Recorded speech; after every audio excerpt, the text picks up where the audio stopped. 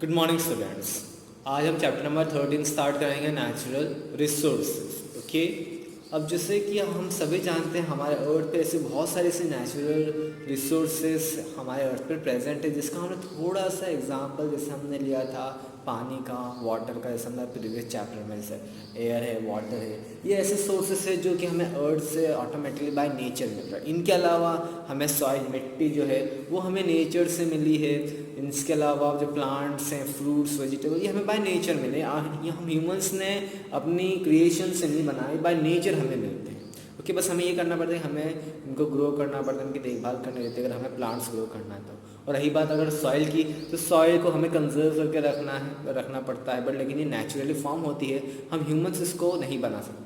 तो ऐसे बहुत सारे नेचुरल रिसोर्सेज हैं, जैसे कि एयर, वाटर है गया, सनलाइट है गया, सूरज से जो रोशनी मिलती है, उनकी हीट मिलती है, मिट्टी हो गई, ऐसे मिनरल्स हो गए जैसे लाइक कोल, पेट्रोल, डीजल, सोना, चांदी, गोल्ड, सिल्वर, ये सारे ऐसे मिनरल्स हैं जो कि हमें बाय नेचर मिल रहे हैं। हम इंसानों ने इससे नहीं मिला, हमें बाय नेचर से मिलते हैं। इनकी खदानें होती है, जैसे लाइक गोल्ड हो गया, सिल्वर हो गया, कोयला हो गया। कोल मतलब जैसे कोयला को मतलब कोल, इंग्लिश में कोल बोलते हैं, हिंदी में कोयला बोलते हैं। तो इनकी खदानें होती है, हर जगह इजीली अवेलेबल नहीं होते हैं। जैसे कि अगर हम गोल्ड की बात करें तो गोल्ड इंडिया में सिर्फ एक ही जगह कर्नाटक में पाया जाता है। वो भी बहुत मतलब जो वहाँ की जो खदान है बहुत ज़्यादा गहरी हो जाने की वजह से बहुत ज़्यादा मतलब दिक्कत आती है और बहुत ज़्यादा मतलब पैसा खर्च हो जाता है वहाँ से निकालने में। ऐसे ही जैसे गोल्ड की जो खदानें हैं, सोने की खदानें, वो अफ्रीका में बहुत ज़्यादा पाई जाती हैं। सो ये सारे मिनरल्स जो हैं ये हमें नेचर से मिलते हैं। वेजिटेशन जो हमारे आसपास जो हरियाली है ये बाय नेचर है, फॉरेस्ट है, जंगल है, ये सब हमें बाय नेचर है। जो डिफरेंट काइंड्स ऑफ एनिमल है ये भी हमें बाय नेचुरली हमारे पास अवेलेबल है।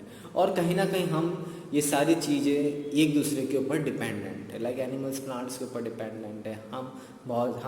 हम खुद इंसान भी ऐसे बहुत सारी चीज़ें जो कि हम प्लांट्स पर डिपेंडेंट है, सनलाइट पर डिपेंडेंट है, वाटर पर डिपेंडेंट है, एयर पर डिपेंडेंट है, इन मिनरल्स के ऊपर डिपेंडेंट है, क्योंकि कहीं ना कहीं हमारी लाइफ को ईजी बना रहे हैं। चाहे वो पेट्रोल हो गया, कोयला हो गया, कोयला से जो कोल से हम पढ़ चुके हैं कि कोयले से हमारे इलेक्ट्रिसिटी जनरेट होती हैं, जिसको हम थर्मल पावर प्लांट के नाम से जानते हैं। सो ये सारी चीज़ें हैं जो हम आपस में एक दूसरे से, चाहे प्लांट हो, एनिमल्स हो, चाहे हम ह्यूमन बींग्स हो, हम एक दूसरे पे इंटरडिपेंडेंट हैं।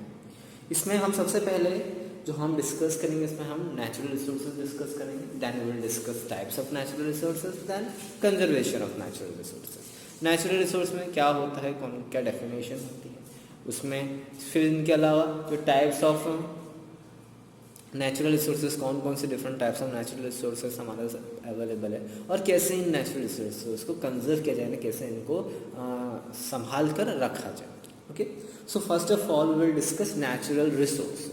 और रिसोर्स इज अ स्टॉक और supply of things that are useful to us. अगर हम एक रिसोर्स को अगर हम डिफाइन करें कि रिसोर्स क्या होता है, कि ऐसा एक स्टॉक किसी चीज़ का जो कि हमारे लिए बहुत ज़्यादा यूज़फुल हो, हम उसको इस्तेमाल बहुत ज़्यादा करते हो, जो कि हमें बहुत सारे बेनिफिट्स प्रोवाइड करता हो।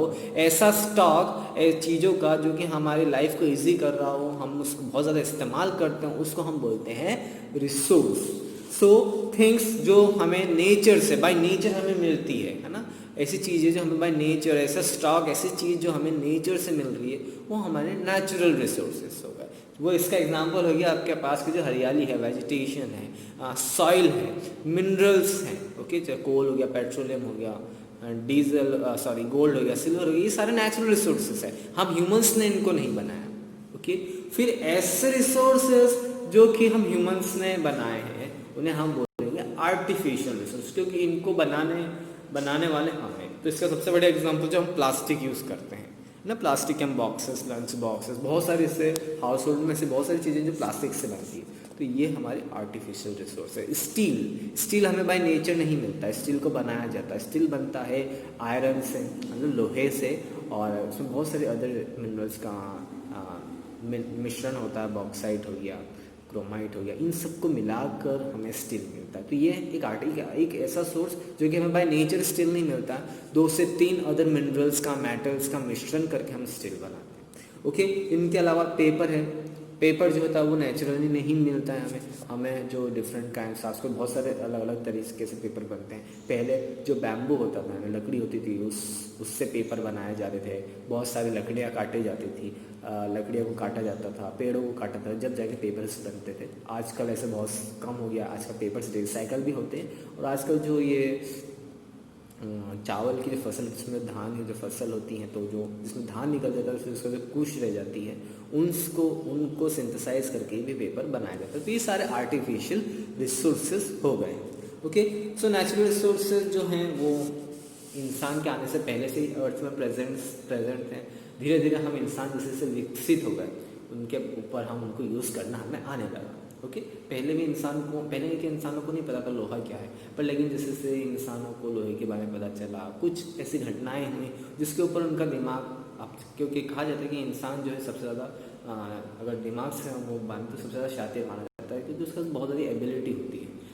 और शायद यही रीज़न है कि आज हम इतने ज़्यादा एडवांस हैं एज़ पर, और भी अदर स्पीसीज़ हैं हमारे प्लेनेट अर्थ पे, बहुत अदर एनिमल्स हैं, पर लेकिन वो इतने विकसित नहीं हुए जितने हम इंसान। कहीं ना कहीं हमारे पास वो दिमाग था, हमारे पास वो एबिलिटी थी कि जो हमें जो नेचर से रिसोर्स मिल रहा है हम तो कुछ कर सके। चाहे वो हमने कंप्यूटर का इन्वेंशन किया, जिससे कि हम आज किसी से भी हम कहीं से भी बात कर सकते हैं। इंटरनेट का इजाद किया हो, चाहे वो ट्रांसपोर्टेशन व्हीकल्स इनका किया हो। ओके, पर लेकिन जैसे ही जब पहले रिसोर्सेज आए, जब पहले जो इंसान अर्थ पे जब बसे थे, तब उनको कुछ भी नहीं पता था कि रिसोर्सेज को कैसे यूज़ किया जाए। तो ऐसा माना जाता है बाय द हिस्टोरियंस कि सबसे पहले इस्तेमाल कोई चीज़ अगर इंसान ने की थी तो वो की थी पत्थर, यानी कि स्टोन्स।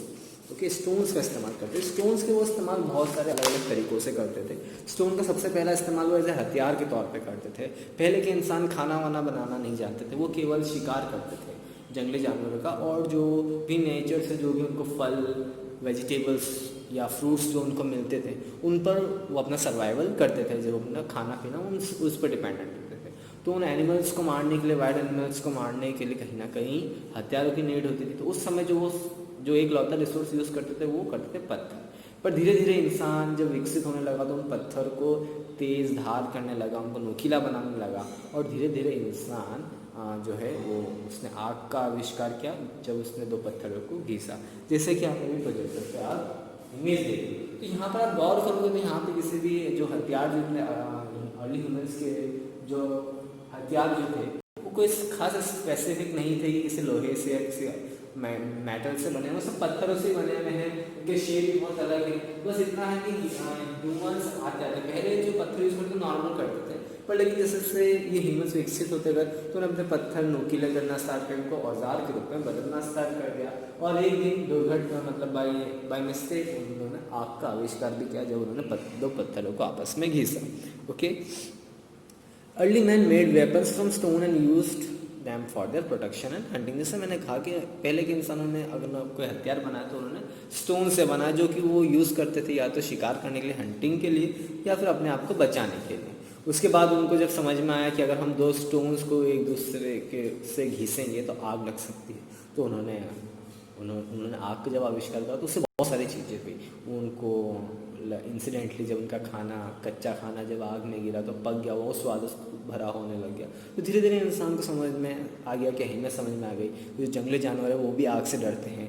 आग जो है बहुत ज़्यादा एक यूज़फुल रिसोर्स है, जो कि कहीं ना कहीं आग से ठंड होती है तो आग कहीं ना कहीं बहुत इंपॉर्टेंट काम करती है हमारी बॉडी को गर्माहट लाने के लिए। धीरे धीरे इंसान विकसित होता है, उसको यूजेस पता चलने लगे कि फायर क्या क्या यूजेस हो सकते हैं, और धीरे धीरे जो ह्यूमन्स हैं उन्होंने अपने डेली लाइफ में नेचुरल रिसोर्स को यूज़ करना स्टार्ट कर दिया।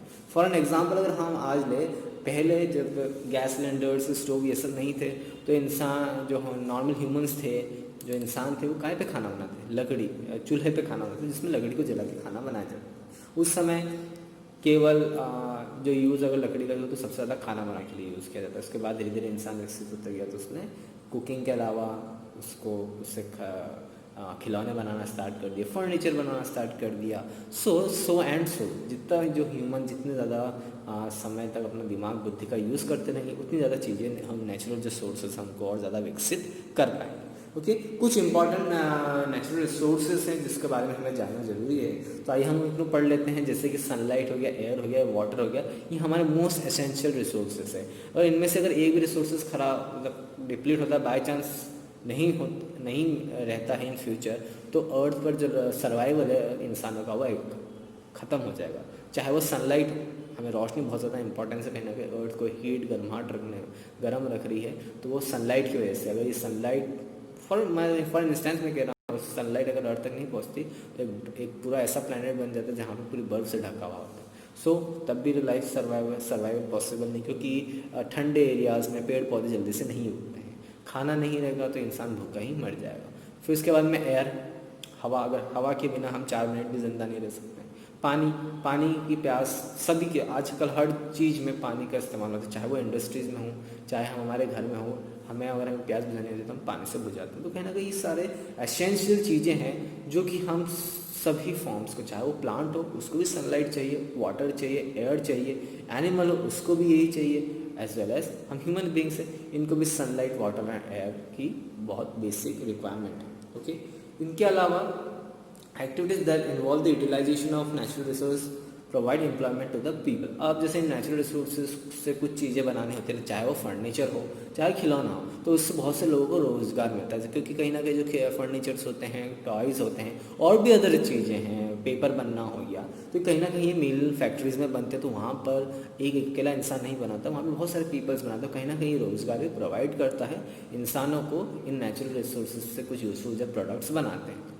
इफ़ और जो तीसरा पॉइंट है कि जो अगर एक कंट्री के पास कुछ इम्पोर्टेंट यूज़फुल रिसोर्सेज होते हैं, तो वो उससे उसका व्यापार करके वो बहुत समृद्ध बन सकती है ना। जैसे कि इंडिया का बहुत सारे मिनरल रिसोर्सेज है, इसमें सबसे ज़्यादा होता है आयरन, बॉक्साइट, जिससे कि आप एल्यूमिनियम बनता है, जिससे कि आप एल्यूमिनियम के तार आपने देखे होंगे, बहुत सारी चीज़ों में उसका यूज़ होता है। तो ये कहीं ना कहीं इंडिया के पास बहुत सारे मिनरल्स हैं, तो कहीं ना कहीं आज इंडिया जो है डेवलपिंग कंट्री बनने जा रही है, क्योंकि वो तमाम जो दूसरे देश हैं उनसे डील करते हैं, उनसे व्यापार करते हैं, और कहीं ना कहीं जो एक कहते हैं ना कि जो इकोनॉमिकली, मतलब कि आर्थिक स्थिति पे इंडिया जो है इन मिनरल्स की वजह से बहुत ज़्यादा अच्छी तरीके से विकसित हो सकता है। इसी दौर में इसमें एक एग्जांपल दे रखा है, जैसे कि कोल का एग्जांपल दे रखा है। इंडिया जो है 4th लार्जेस्ट प्रोड्यूसर है कोल रिजर्व्स का, यानी कि इंडिया मतलब पूरे विश्व में 4थे स्थान पे आता है जहाँ पे सबसे ज़्यादा कोल माइंस हैं, यानी कोल रिजर्व्स प्रेजेंट है।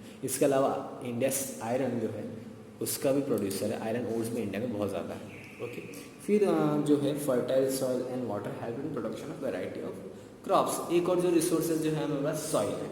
अगर हमारे जैसे हमारे यहाँ बहुत सारी जो इंडिया के मोस्ट ऑफ द प्लेसेस में जो ज़मीन है वो जो है प्लांटेशन के लिए या फिर एग्रीकल्चर के लिए बहुत ज़्यादा सूटेबल है, क्योंकि यहाँ की जो ज़मीन है बहुत ज़्यादा उपजाऊ है, जिसकी वजह से ज़्यादा क्रॉप्स ग्रो होती हैं। तो क्रॉप्स जो है जो हमारे पूरे देश का जो फूड की रिक्वायरमेंट होती है उसको भी फुलफिल करती है, और अदर कंट्रीज़ के साथ ट्रेड करने में भी हेल्प करती है। तो कहीं ना कहीं फ़ायदा एक देश का ही होता है अगर उसके पास ज़्यादा से ज़्यादा नेचुरल रिसोर्सेज अवेलेबल होता है। इसके अलावा इंडिया में फॉरेस्ट रिसोर्सेज बहुत ज़्यादा है। फॉरेस्ट में बहुत सारी चीज़ें मिलती हैं, हमें मेडिसिनल हर्ब्स भी मिलते हैं, दवाई बनाने वाली जड़ी बूटियाँ मिल जाती हैं, तो उससे दवाई बन जाती हैं। और इसके अलावा वैक्स है, जैसे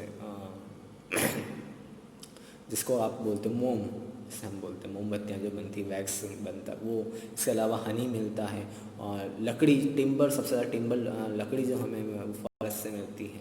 तो कहीं ना कहीं हमारे पास फॉरेस्ट रिजर्व्स भी हैं, वो कहीं ना कहीं बहुत ज़्यादा हेल्पफुल भी है। तो रबर हो गया, टिम्बर हो गया, ये सारी चीज़ें हमें फॉरेस्ट रिजर्व से मिलती हैं। ओके, इसके अलावा वैसे बहुत सारे प्लेसेस जहाँ पे स्पाइसेस हैं, मसाले ग्रो होते हैं, और इंडिया के मसाले वर्ल्ड फेमस है। मोस्ट ऑफ द कंट्रीज़ में हमारे यहाँ के मसाले एक्सपोर्ट होते हैं। तो कहीं ना कहीं India has a rich natural resources, और कहीं ना कहीं उसका इंपॉर्टेंस भी है। इंपॉर्टेंस बस बेसिस पे कि वो अपने कंट्री की जो रिक्वायरमेंट है उसको तो फुलफिल करता ही है, बट अदर कंट्रीज़ में उसको ट्रेड करके हम व्यापार भी कर सकते हैं।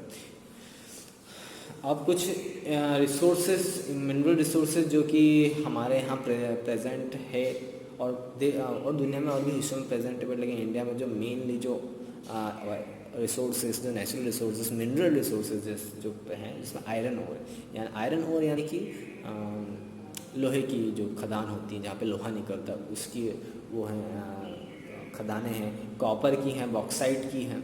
ओके, कॉपर मतलब तांबा, बॉक्साइट मतलब आपके जो एल्यूमिनियम जो निकलता है, जिसको एल्यूमिनियम ही हम बोलते हैं उसको हिंदी में भी, वो जितने उसके जितने बर्तन हों या तार बनते हैं, वो सब चीज़ें काफ़ी यूज़फुल मिनरल रिसोर्सेज हैं। ये कुछ ऐसे इंपॉर्टेंट मिनरल रिसोर्सेज हैं जो इंडिया में पाए जाते हैं। ओके, इसके अलावा एक और फैक्ट है पेट्रोलियम। इंडिया में हालांकि केवल 2 या 3 ही ऐसी जगह है जहाँ पे पेट्रोल मिलता है। एक आसाम में, एक गुजरात में और एक बॉम्बे में, जो कि समुद्र में से मिलता है। तो पेट्रोलियम जो है वो काफ़ी इंपॉर्टेंट नेचुरल रिसोर्सेज हैं। उसका रीज़न भी यही है, मोस्ट ऑफ द व्हीकल्स होती हैं वो आइदर डीजल या पेट्रोल पे रन करती हैं, तो उस पर कहीं ना कहीं एक बहुत ही वैल्यूबल रिसोर्स है, इसलिए इसको ब्लैक गोल्ड के नाम से भी जाना जाता है। ब्लैक गोल्ड इसलिए कहा जाता है क्योंकि जो कच्चा तेल होता है, जब उसको जिसको हम पेट्रोलियम बोलते हैं, बेसिकली इसको क्रूड ऑयल कहा जाता है। क्रूड ऑयल जो है ब्लैक कलर होता है, बट इसके साथ साथ उसकी कीमत बहुत ज़्यादा महंगी होती है, क्योंकि आज आप देख रहे हो पेट्रोल डीजल कितने महंगे हैं और उसकी डिमांड कितनी ज़्यादा है। इस वजह से महंगा हो जाने की वजह से इसको ब्लैक गोल्ड के नाम से भी जाना जाता है। इसके बारे में हम जो मिनरल्स जो टॉपिक है, इनको हम नेक्स्ट टॉपिक में और ज़्यादा ब्रीफली पढ़ेंगे। ओके, आज के लिए इतना ही। Thank you.